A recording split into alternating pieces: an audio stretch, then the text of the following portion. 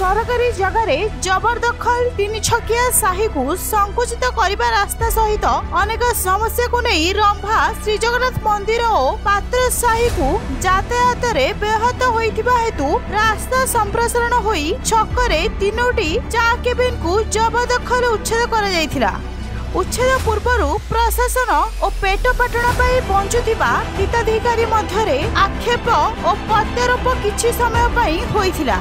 कारण एही साही छक एक जनगहलीपूर्ण होइथिबारु एवं निकटरे दुर्गा मंडप थिबा जोगु गाड़ी मोटर एवं मंदिर यातायात व्याहत सृष्टि होइथिबा हेतु नोटिस करा जायथिला।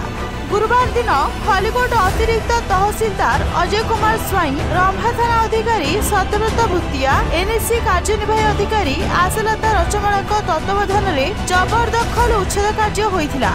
एथिरे NAC JE Loknath Padhi, doctor Saroj Das, Sarbanam Das, Deepak Kumar Bishoi एवं कर्मरत कर्मचारी ASI Amarkant Sadangi, ASI Chhabirani Nayak, constable Prabhat Nayak सह एक प्लाटून पुलिस कर्मचारी उपस्थित रही शांतिपूर्ण भावे जेसीबी एवं ट्रैक्टर द्वारा तीनोटी चा दुकान को स्थानांतर कर गंजाम रंभारू बनवासी सेठी रिपोर्ट न्यूज.in।